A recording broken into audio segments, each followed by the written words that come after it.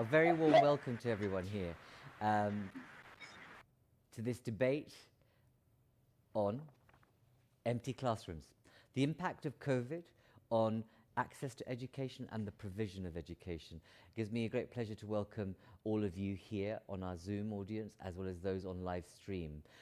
This debate is in partnership with the Anna Lynn Foundation, and we have the President with us to introduce this topic and some of the issues. Just by way of introduction, to say, amidst the many consequences of the crisis, which has actually led to multiple other crises, but not least the financial impact, is the crisis of education. We know, as a result of the crisis, at its peak, some 90% of pupils were not in education. We know now that that has changed, that picture has changed somewhat, but we have regions, countries with no access. What we also know is that crisis of education, or in education, revealed the inequalities that the virus has already revealed in many other aspects of our lives. The richer countries were able to move into online education. 90% of richer countries were able to do that, whilst only less than 25% were able to provide from the poorer countries any access to education. We also know that in the Middle East and North Africa region, only 1 in 5 young people have access to education. That's before the crisis. So can you imagine the impact since? And I suppose the other interesting bit of data and information that reveals the wider, longer-term impact of this crisis is that every child that misses out on education has a net negative on GDP by 8%. So a minus 8% on GDP every year, every child misses out on education. Think about the knock-on impact of that, both in the short, medium and long term, especially when you think of the inequalities in current education access and provision across both EU and the Middle East and North Africa regions. So this conversation is intimately about the impact in access to education, the provision of education, but also to understand what might be done to ensure that those of you who have our program on the website will see this vivid picture of an empty classroom that represents what happened across the world. How do we make sure we do not return to that? And how do we learn the lessons to ensure that the inequalities of provision and access can be leveled upwards in a way that ensures that the economic growth, especially of the poorer countries, is not jeopardized even more so by the crisis. So, just some rules of the game in terms of how we interact before I invite our speakers in.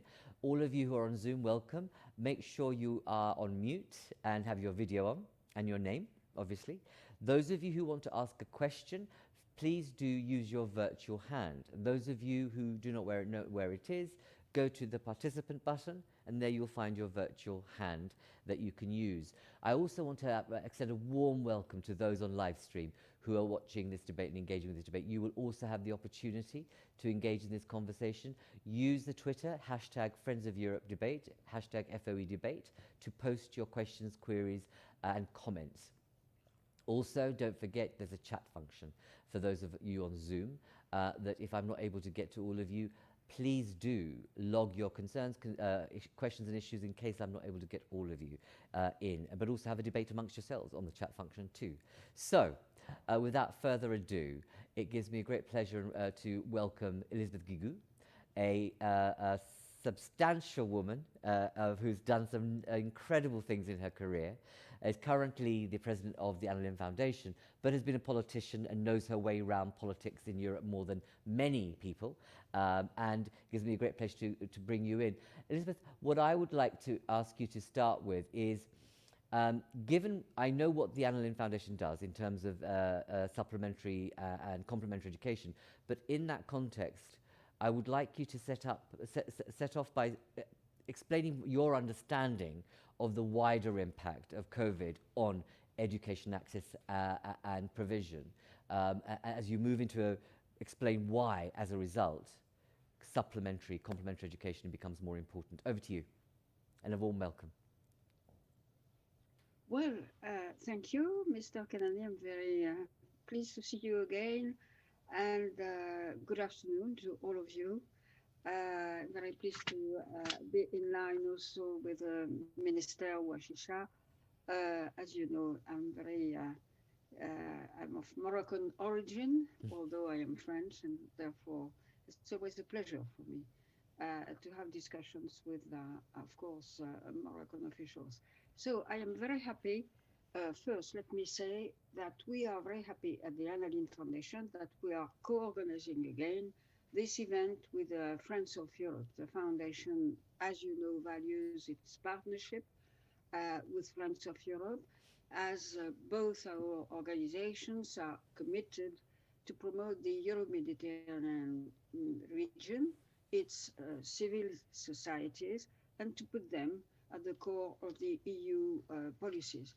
I would also like to thank the ALF civil society networks for their increasing involvement in the events organized by the Foundation and Friends of Europe.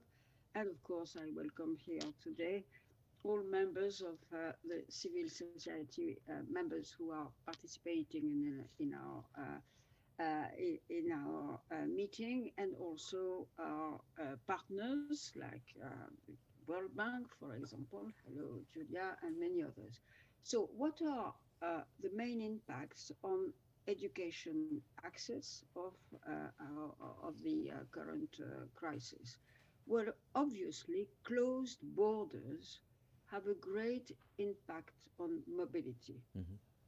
and especially in marginalized communities or for low income families, the lack of internet access and technology tools, or the lack of know how to use these tools, have a heavy impact on education, since education programs have, since the pandemic, gone through only through digital tools.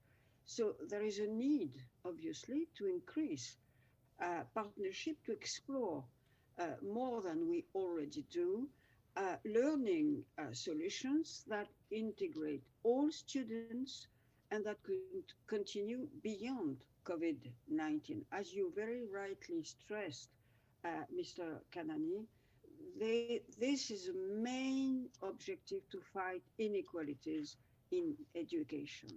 So in this respect, I have three main ideas that I Great. would like to prioritize in our discussion. First, ensuring connectivity. Mm-hmm. What can we do in that respect? Second, empowering students and teachers to embrace the new educational reality. And third, of course, to ensure gender equality in education, because I fear that in the current situation, girls and young women are Absolutely. more fragile, maybe.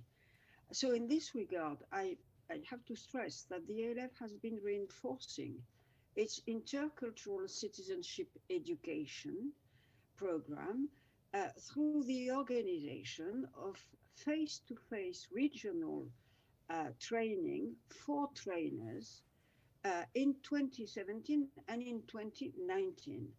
And with the outbreak of the COVID-19 pandemic, the ALF has shifted to the organization of its program in a virtual exchange, and has been targeting educators in the formal and non-formal education sector.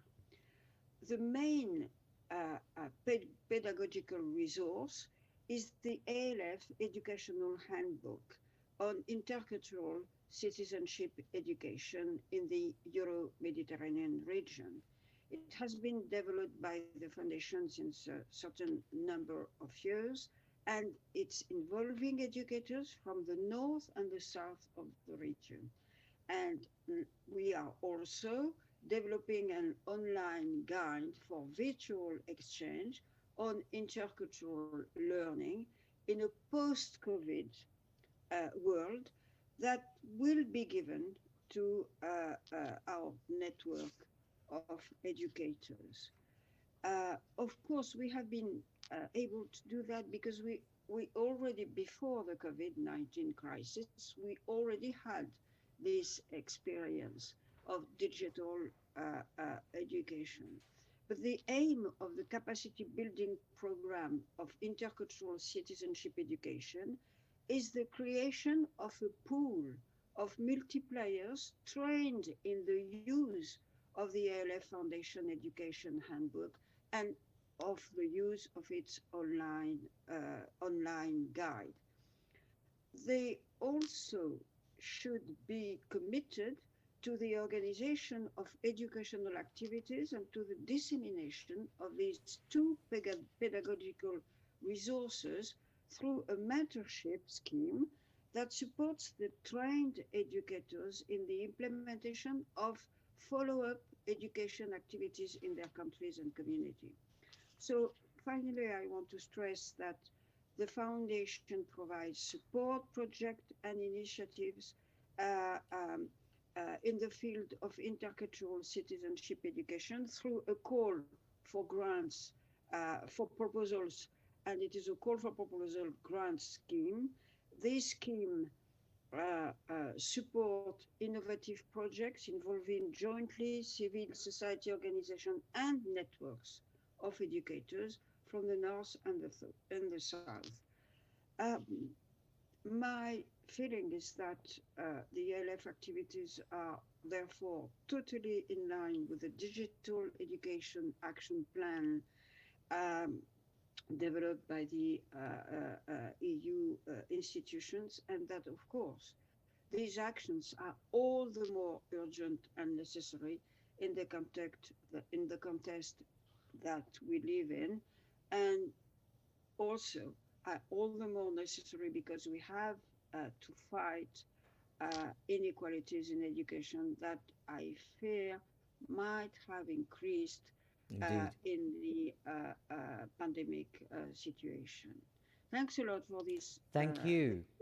last for the introduction, and I will intervene in the debate if it's Indeed. necessary. Thank you very much. And it's very useful and insightful to understand the role a foundation can play of your size and your capacity to underpin and cushion some of the impact of what has taken place.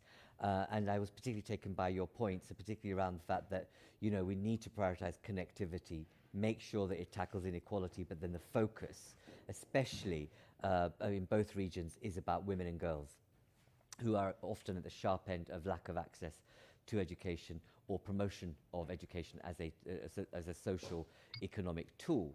On that note, I want to move to, so that's the role of a foundation. I want to move to government now. I want to invite Drish Washu, who is Deputy Minister of Education for Higher Education and Scientific Research in Morocco. Drish, a very warm welcome to you, and thank you for joining us here today. We've heard from a foundation leader about the role they've played. Tell us, from your perspective, you know, how have you managed the impact of COVID, both as a government, you know, in Morocco, but also what role, you know, internationally governments have played to address this issue in particular? What have been some of the obstacles or breakthroughs you've been able to develop in your management of the impact? And I suppose, whilst this is long, has the EU helped? Has there been sufficient support from the EU in its partnership with North Africa and the Middle East? Over to you, Driss, and a very warm welcome.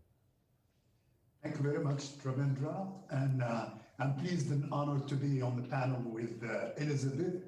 I spent 20 years in the university in the Middle Atlas of Morocco, and I've always wondered what the connection was between a village and Elizabeth. The village was called Gigou, and it's right in the heart of the Middle Atlas Berber territory.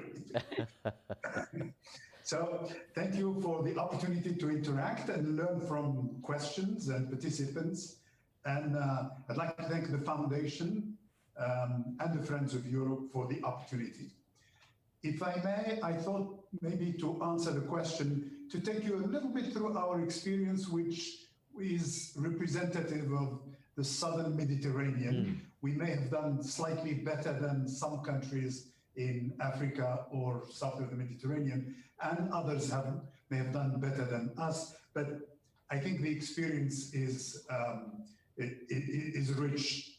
So the COVID-19 brought out the best in Moroccan universities, from solidarity to collaboration to lowering resistance to the new, to grappling with the unknown and using whatever technology one can get, the course content to students, wherever they may be, in the confinement of their homes. We are now 120,000 content items richer. Some faculty have gotten better at using Moodle, Google Classroom, or Microsoft Teams to interact with their students, but the overwhelming majority have improved their radio and television presenting and broadcasting abilities.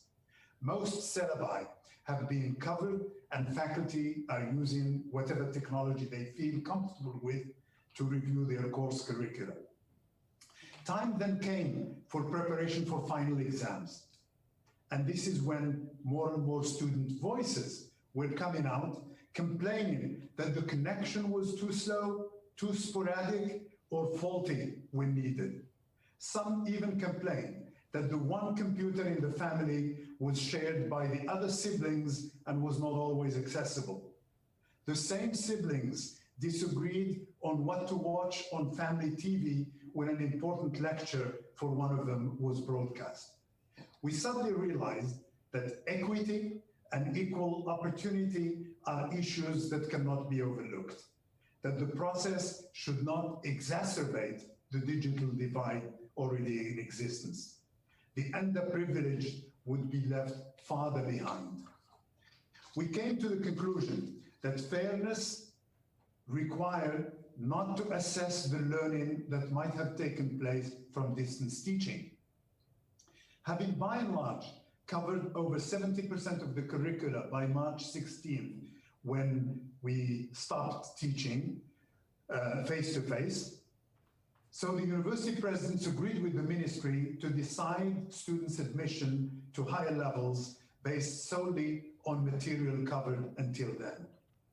In our quest for how to keep the motivation of the faculty who had invested so much effort and time in content development, we agreed to use the accumulated material for review at the beginning of the academic year and for support in subsequent semesters. We also concluded that we absolutely needed to invest in the hardware and software so that all students have equal access to technology. All of this would not yield the desired outcomes if we did not invest in capacity building for the teaching staff.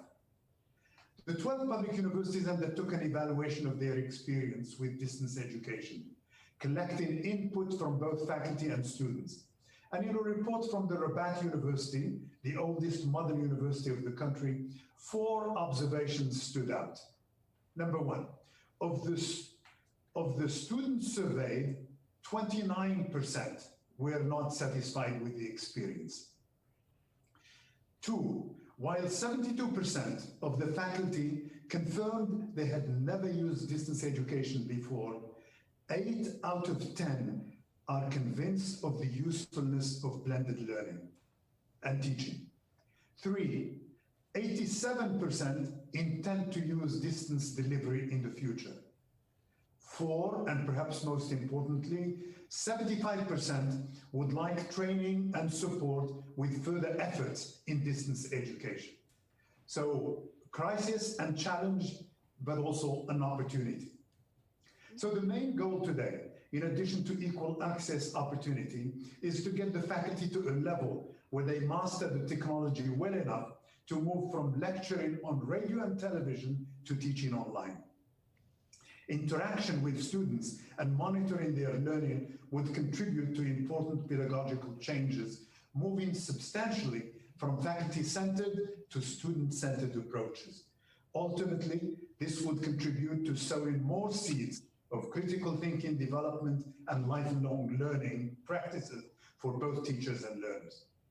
The impact on international and intercultural education is even more challenging. Due to travel restrictions, as Elizabeth said, alleviated according to COVID-19 pandemic situation on students' mobility and international exchange programs that allowed students to discover, among others, the culture and language of their host country. As an example, 126 Moroccan students living in Wuhan were brought home on February the 2nd. By the end of 2019-2020 academic year, more than 1,000 Moroccan students in China returned to the kingdom. About 400 students moving between Morocco and Tunisia, including 233 Moroccans and 165 Tunisians, found themselves far from their country of study. End-of-year exams were ensured remotely in their home country. For the 2020 and 2021 academic year, we estimate that the number of international students newly admitted to Moroccan universities will not exceed 2,000, knowing that the Moroccan offer includes more than 5,000 new free educational places with many advantages. So only 40% are expected to show up. A lot of students stranded here in Morocco were given campus housing and were able to follow their courses remotely. In this regard, harnessing the potential of digital technology has been one of the alternative solutions to ensure the continuation of mobility programs and for students' intercultural experience. Morocco maintains its educational offer intended for international students for 2021 academic year while adapting it to current epidemiological circumstances and capitalizing on the experience acquired during the previous year. To this end, two teaching options are offered to international students. A face-to-face education for those admitted to engineering, medical, and business school and business institutions where the numbers are small and we can ensure health safety. A distance education for students in open access institutions that already have the necessary digital platforms provided with educational content and have multiple possibilities for interaction between the institutes and the students wherever they are. So a blended alternative for large class sizes, distance, and for small class sizes, face-to-face. There are, however, challenges to overcome. Some students without reliable internet, as Elizabeth said, without access and or technology, struggle to participate in digital learning. This gap is seen across countries and between income brackets within countries. For example, while 95% of students in Switzerland, Norway, and Austria have a computer to use for their schoolwork, only 34% in Indonesia and about 45-50% in Morocco.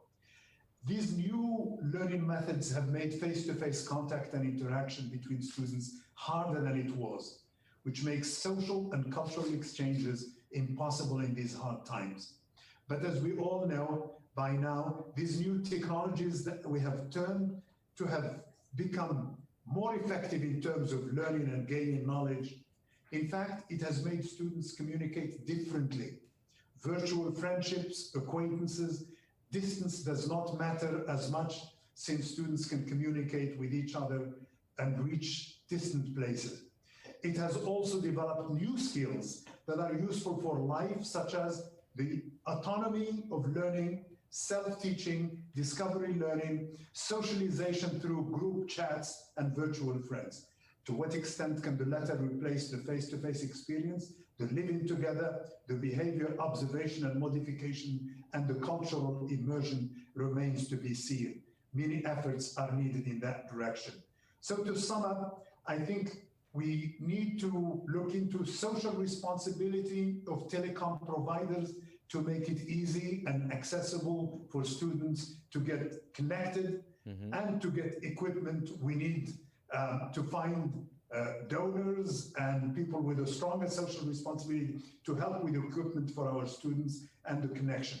And my final thought, the help we got from Europe, the British Council and the BBC helped us with radio courses in English, helped with television courses, and helped with digital library that was freely accessible to all of our university students.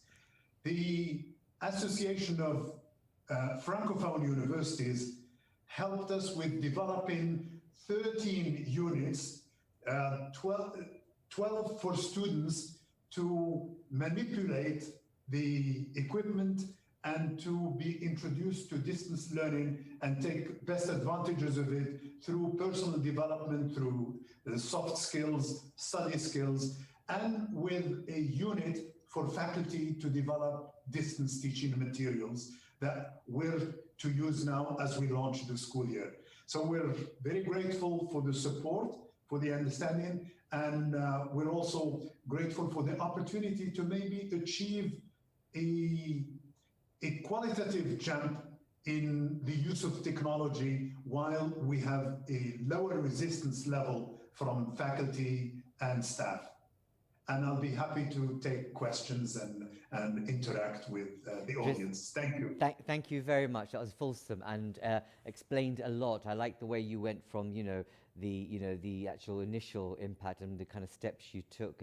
And I think it's interesting that some of the support and infrastructure you receive from through the British Council and the BBC is quite telling, as well as the Francophone University Network, about how alternative forms of diplomacy can actually reap benefit rather than the usual channels. But one would hope that as you move forward, that the usual diplomatic channels can be more effective to ensure that the partnership and support from richer countries can add value and be socially responsible, as you say, for the poorer countries. But I was taken by your point about telecommunications companies and how to urge them to be more socially responsible. I think that's going to be an issue that we should take back and think about in terms of how does that happen, because we know bandwidth is poor, we know access is poor, but actually can be easily transformed if the bottom line is not just a profit line, that it's a socially responsible bottom line too.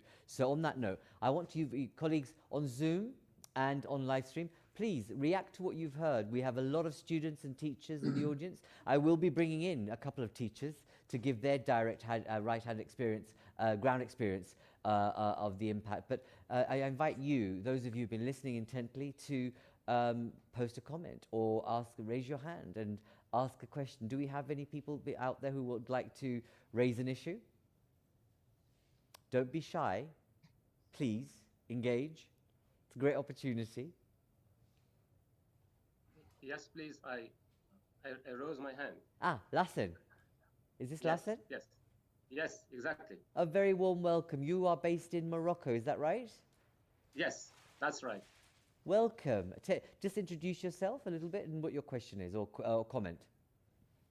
Okay, thank you very much. So my name is Lassen Tiroula. I am an inspector of secondary education in Morocco, in Agadir.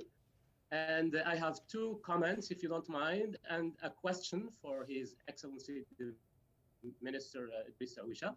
So first of all, I would like to greet him, to greet His Excellency Idriss Awisha, and to greet Elizabeth you, of course. So thank you very much for your presentations. And two comments to start with. I think, as they say in English, there's always, in every cloud, there is a silver lining. I would like to highlight the positive aspect instead of just talking about the problems.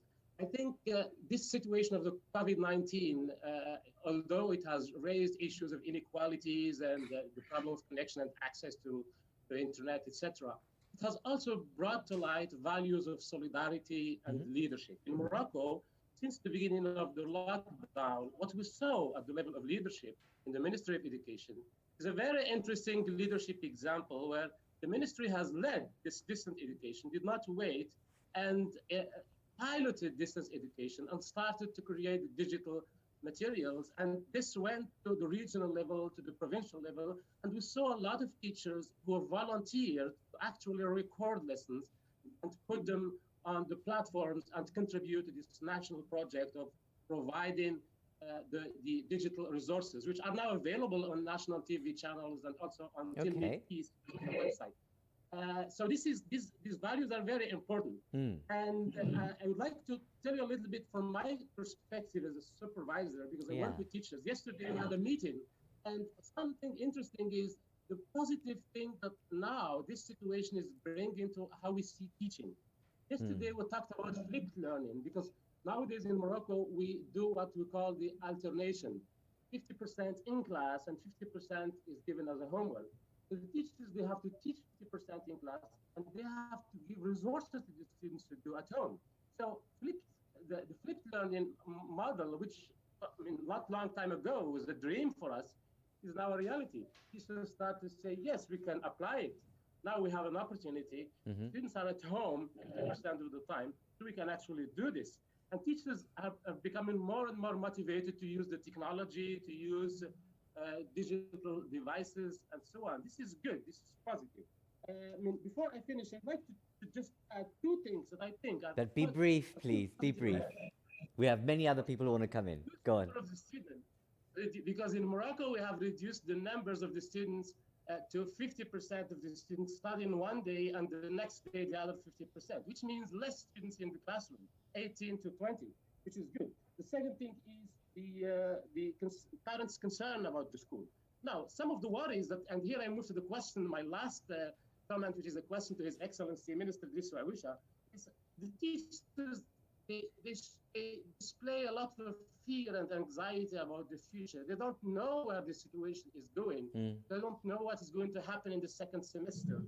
The other thing is the need for training. I would like to ask His Excellency, is there a program now within the COVID situation to provide in-service training for the teachers, to provide professional development, additional professional development for the teachers, not only to improve their teaching skills, but also to make them feel psychologically at ease with teaching? Great point. Are there any projects? Because most of the time we talk about providing access, providing schooling, etc., and we forget the teachers who are the main elements in all of this. Psychological and the pedagogical aspect is very, very important. Is there a scheme in that regard? Okay. Lassen, thank you. I really welcome your contribution. Driss, you clearly have a fan out there in the education system. But thank you also, it's been really helpful to hear that from the ground up about the impact and the positive. And I like the way you turned it on its head, that it has, unlike in certain parts of Europe, the sense of solidarity has come about, which we've seen in parts of Europe, but not sometimes it took a longer time in political terms for that to happen. But I think this question that you raise has an implication for both what a foundation can do to support the efforts of government, but also I'll bring Driss in to answer that very specific question. But I want to bring in three other people who've been very patient before I do come back to both of you. So if you note those questions for me. Ashraf, are you there? You had your hand up? Hello, everyone. I can sort of hear you. Hello, everyone. Hello. How are you doing? Very well. There you go. Tell us, introduce yourself and tell us where you are and your question.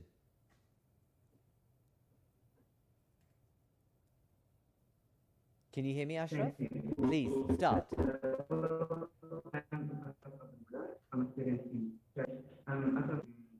University in Morocco. So while I am a student this year, of course, I experienced the online learning, and of course, we really face a lot of problems along with the lack of materials. Of course, we faced that we didn't have enough training, or we didn't have a solid training to use the technology. Okay. We're having real problems hearing you properly. There's a bit of an echo. But is your point about support to you in terms of materials and the kind of support and training that you might need also as a student? Yes, exactly. Okay, got that. Thank you for... Go on. Thank you so much. No, Ashraf, thank you for joining us. And sorry that we couldn't hear you that well. Joseline, let me move to her. Let me move to you. Joseline? Yes, please. Hello, welcome. Hello, thank you. Tell us where you are and introduce yourself and then your question, please. Yes, I'm in Germany. and I'm a student at the Technical University, Chemnitz, and I'm also a founder of a children's organization in Uganda that is supporting orphans in Uganda. Oh, lovely. And I have really liked the presentation of Mr. Owi Washa, yeah, and from Elizabeth, and especially how you have concluded it, because I can present from different points of views. First of all, from the point of view of Europe as a student who has been also affected by COVID, but also on the view of Africa. I originate from Uganda, as a view of Africa who is also dealing with education institutions or organizations in Uganda. So, Mr.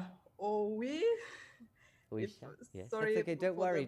Carry on. pronunciation, yes. So my worry is I would like to also learn from you, because you have really explained how the high institutions in Morocco have done great or have done well during this time when you're talking about technology. But I would like to, is there also something you have done concerning primary or secondary education? Okay.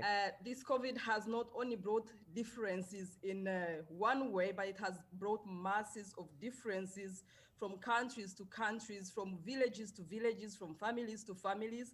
And if I talk on the point of Uganda, you will find that like students or kids in the villages, for example, don't have even a TV in the home. So Indeed. And in Uganda, they talked about bringing, for example, lectures on the TV, on the radios, but these families do not have even access to such things. You know, these are like unthinkable things for villages. So maybe if you can also, I would like to also learn from you how you have managed with especially primary and secondary education students, and especially in deep villages. Okay, excellent. Jocelyn, thank you for raising that point. And I think the essential thing is, how do countries learn from each other and support each other within Africa? I think is a key one. And the vast differentials in reality from a village to an urban place, and the access that means for young people and children in particular. I want to now finally go to Nihad before I bring in our two contributors to respond to some of the issues. Nihad, are you there? Yes. Hello. Can you hear me? I can hear you. A warm welcome to you. Hello? Hello, can you hear me? All right.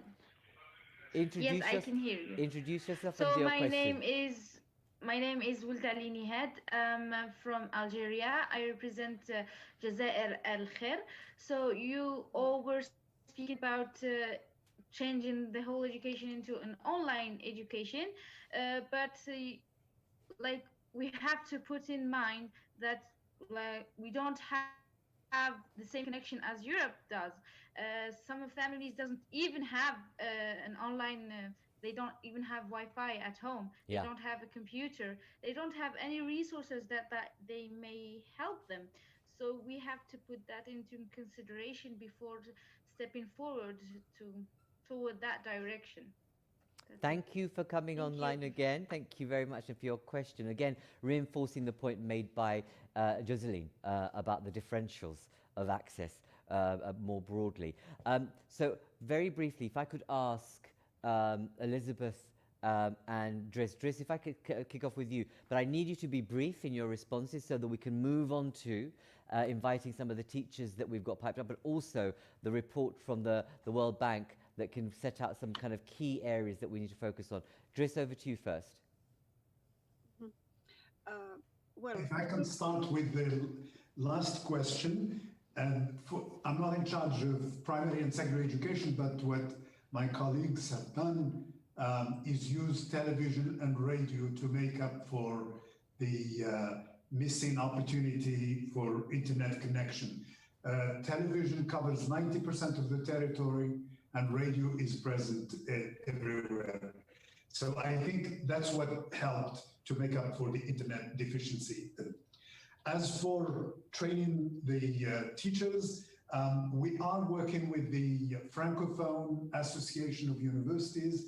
They've developed the 13 units that I said, and starting in 2 weeks' time, we will begin training the trainer. So the model given to the faculty with a multiplying effect, then they would go and train in their universities. So those are the two quick answers. Thank you very much. Elizabeth? Well, yes, thank you. Of course, thanks to Dries for this very, very interesting overview of what is happening in Morocco. I'm very happy with that. I think that Lassen was right in stressing the positive aspects of the opportunities that can come out of this crisis. This is very true because we are compelled to improve the use of digital devices and to improve the use of these devices in education, primary education, civil society education, and of course, training of trainers. But we must not forget, like Nihad stressed only a minute ago, that there are a certain number of communities of low-income families that do not have the access, not only the technical access, but they do not know how to use these new devices. Of course, television can help, and Dries is right in stressing that, but it's not, as interactive as, of course, the web use. And therefore, we have in France, which is my country, we very well know that there have been people and families that have been kept out of the use of education during this lockdown.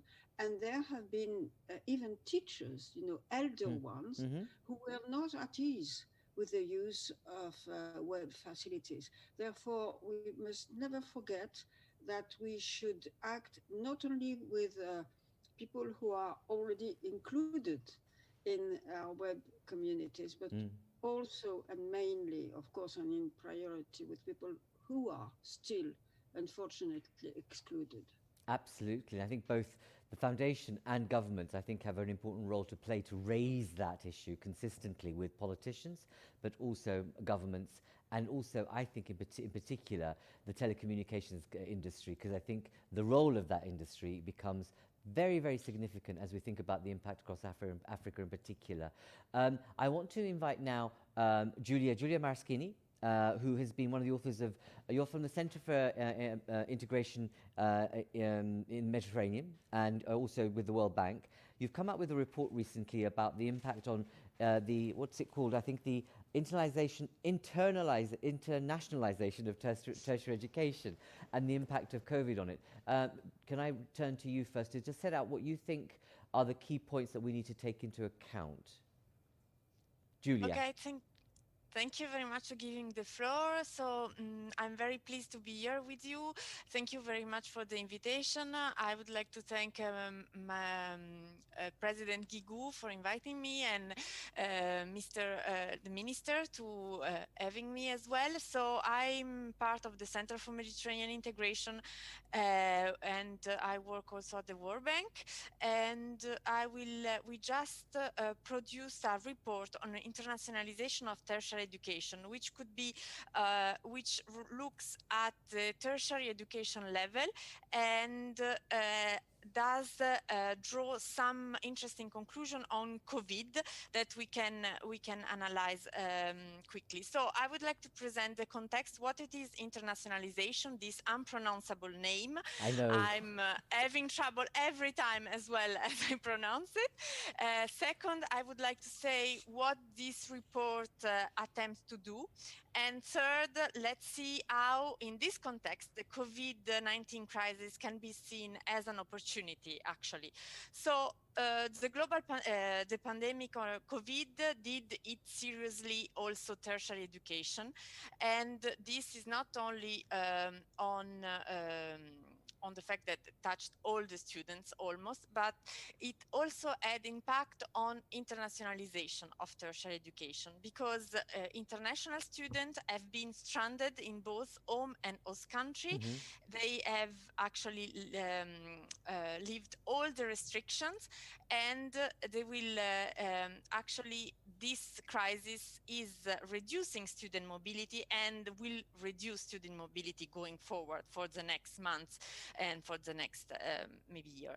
But what it is internationalization exactly? So internationalization is the fact of integrating an international or intercultural dimension. So on the intercultural, I know Madame Guigou did underline how important is the role of the Anna Lindh Foundation on this. So the idea is to integrate those dimensions in post-secondary education with a double objective. The first one is to enhance the quality of education itself, and the second one is to make a meaningful contribution to the society as a whole, because internationalization is a way to open up to other cultures, and so in this way is a way to develop critical thinking notably. Internationalization is a very broad concept. Is not limited to mobility. Mobility of students and staff, teacher, etc., is the most common one, the one we have been used to refer to most commonly. But actually, is much more than this. It is also mobility of programs, so mobility of knowledge in itself. It's academic partnership, and it is also what we call internationalization at home. So all the activity and set of activities that can be done at home, so do not need any mobility, any physical mobility from staff and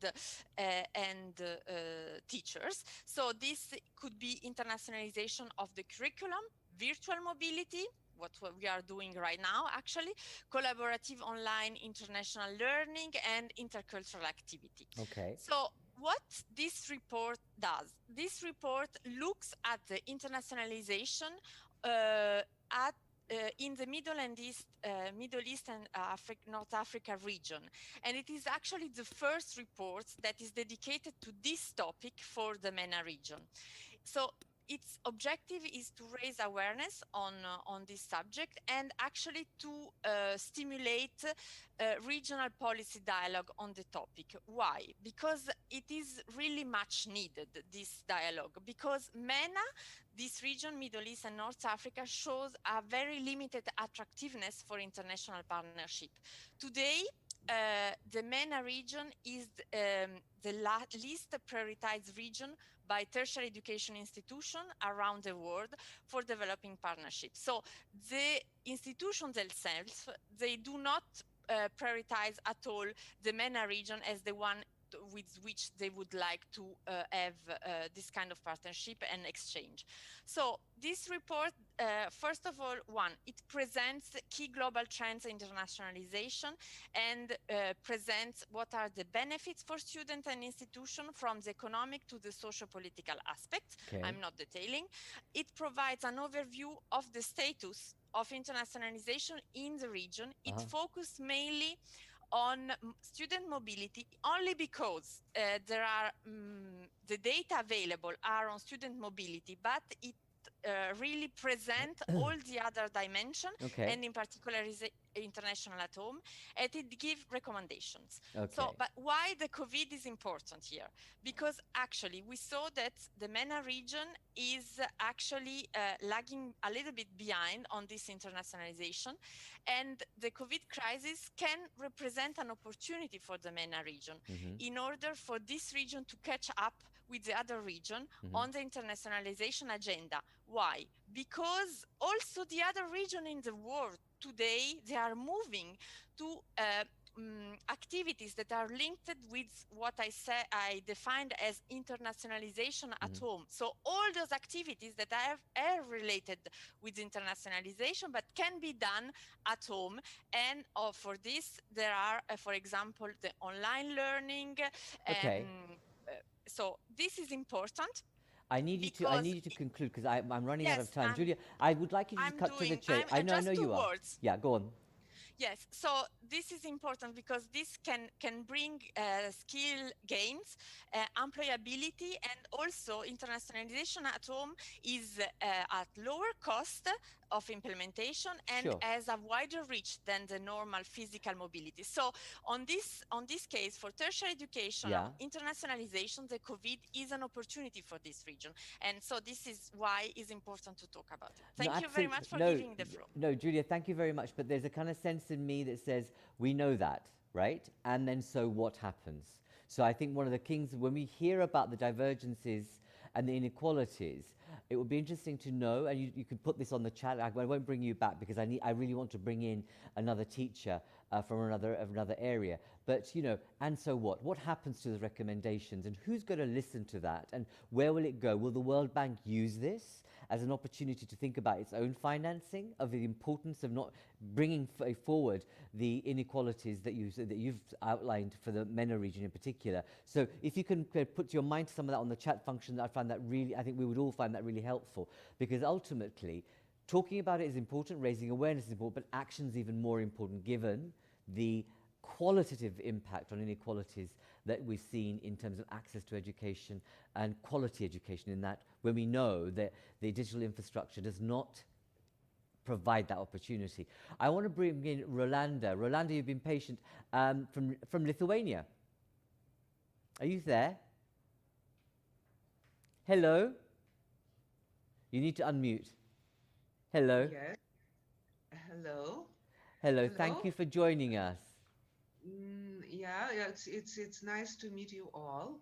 I was not going to say anything, but yeah, but it's okay. If I've got the floor, I would like to say that somehow we should pay attention more to those good things, because in Lithuania, for instance, families probably for the first time in their life had so much time together. Indeed. That they had learned how to be together. And suddenly we all realized how many new problems appeared inside families, and how much help families need in psychological terms, and you know, I think this period for all of us opened a lot of opportunities for our creativity. And in this case, creativity is the main thing, because before we were talking so much to be creativity.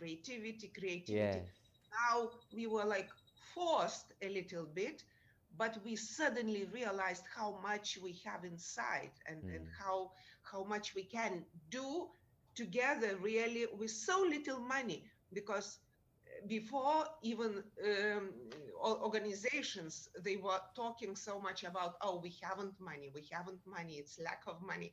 And now we just need computer. I understand that there are countries which haven't computer. It's another problems. But for instance, in Lithuania, there are so many space for opportunity, for new ideas. Young people, they are amazing how they are good with all those technology things. They even didn't understand and didn't know themselves how much power they have inside. And I think it's the time for all of us to learn and to share from young people, how can we use that in education. Of course, it's absolutely challenge for teachers who are saying that we are becoming crazy just because we don't know what is waiting for us. Indeed, yes. And when they are preparing for the lessons, they are thinking not about pupils, but parents as well, because parents can participate in lessons also. So it's a new time for us. I think we will never return to the same situation we were before. So just open our minds, and we haven't another. It's our new time, I think. Thank you. I love your optimism and your injection of the art of the possible, especially also this notion of those who are fortunate to have families is to discover what familyness means, and that sense of creativity between old and young, and the fact that suddenly you realize that you don't need money.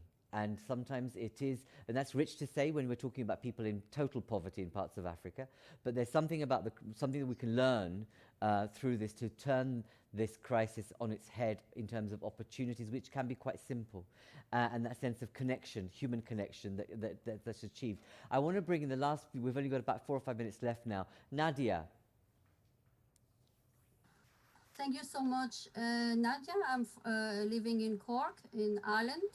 I'm a youth and community worker.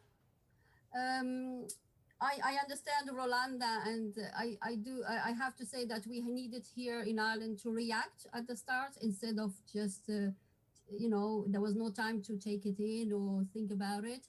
So we did react even in the informal education sector, and there was no time to think around. But there was a lot of challenges for young people, for families and for practitioners, be it in the rural or the urban spaces, if they had computer, not computer. And I think this is the COVID brought, if the COVID brought anything good, is actually to brought consciousness around the fact that we become more aware of what other countries are suffering on a daily basis. We were able to see it hands-on. And I think that was a good thing. It shows as well our limitations when it comes to access, not only access to the internet, but as well our knowledge around technology. And that as well, we had to struggle through it and try to be on the other side, learn from the people who had the good practice. But altogether, I think that this experience that we are on, it is ongoing. It showed even more the differences between areas in a country, in a village. If I can, anywhere. because I'm running out of time, but it would be useful to know if there was one thing, and this is a really challenging question, and this is a question to all of you, because talking about this is important. Doing something about it is even more important. So I'd like to know from you, I mean, you've just spoken, what if there was one thing you'd want to say to a policymaker or a funder, what would it be, Nadia? Yeah, it's definitely to make sure that the people who don't have the means, that they have access to technology. And this is not only for universities, and I understand that universities are kind of have the link all over the world, and they can actually, but it's actually for primary schools and secondary schools. This is the future. Those young people are suffering mentally as well. Thank you for raising that point of the lower end of the scale. I mean, by age, that primary education is absolutely key. Nage, I'm going to you're the last one I'm going to bring in before I go back to our contributors. You've been very patient. I hope I pronounced your name correctly. Yes, thank you very much for your invitation. It's correctly. Quickly, the crisis of COVID encouraged Egypt government and the NGOs to take quick steps for using the technology. Now in Egypt, we launch a great or a huge project for using the digital materials for subjects, and in high school now from first year to third year, we're using the tablets for studying and teaching the subject for the students and examining them already. This year we will using the schools for the activities only for 2 days, and the students can get their knowledge from the channels of the Ministry of Education. This is a wonderful opportunities for us for using the technology and support the teachers in the schools. Okay. So I'm running out of time, but tell me, let me ask you the same question, Nage, if you're still with me. What's that one thing you'd like to ask of a policymaker or a funder? If you had the chance to say, tell me now, what would that be? I will ask them for give the opportunities for the teachers for connection physically as soon as in the future. Okay, thank you very much. Thank you for joining us from Egypt. Yes. Thank you very much. So, colleagues, we're about just out of time. So I'm going to ask both our contributors, and I'll come and thank you all in a minute, but if I just ask Elizabeth firstly, just a kind of a 60-second response to what you've heard and what you might do with what you've heard. Well, thank you for all participants to have stressed the opportunities and to, with an optimistic view about that we can have opportunities. But my main remark will be that although we have to promote connectivity and to include more people and to use these tools for internationalization, which is a very good thing, like as Julia has stressed, we should not forget that physical mobility is really very important, because I would not like this period, with closed borders to be indefinite.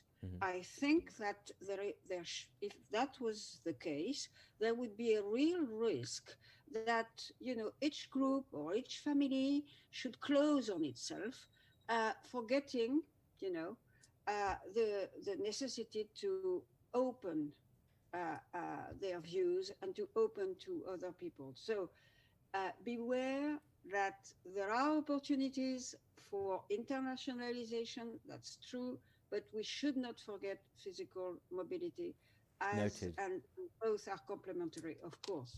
Thank you very much. Dries.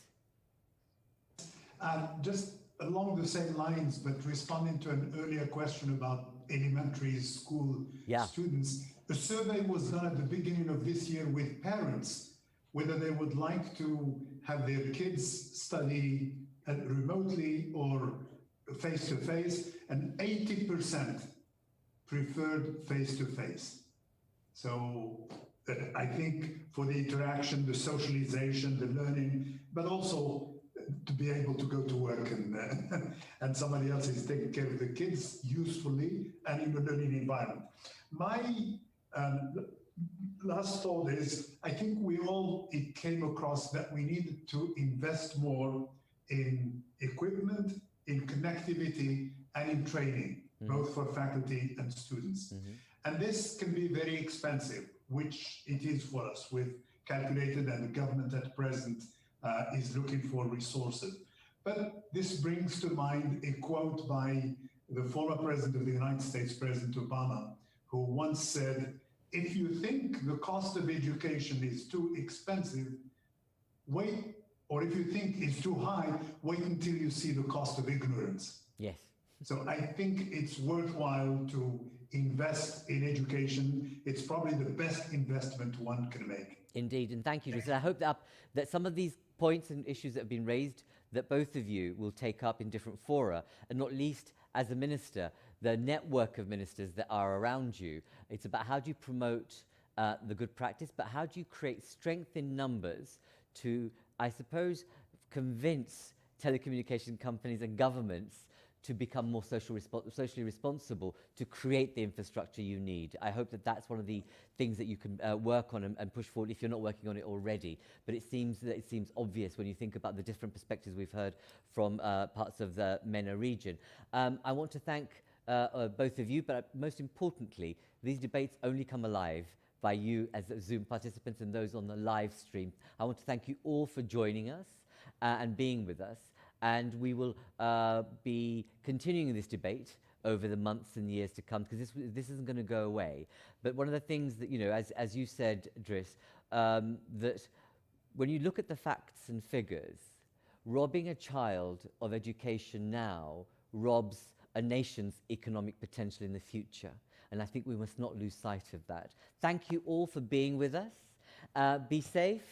Mind your distance, and look forward to seeing you again on one of our debates. Tomorrow, we have a major debate, a Debating Africa session in the afternoon. If those of you wish to attend, it's going to be on the rule of law and migration and mobility.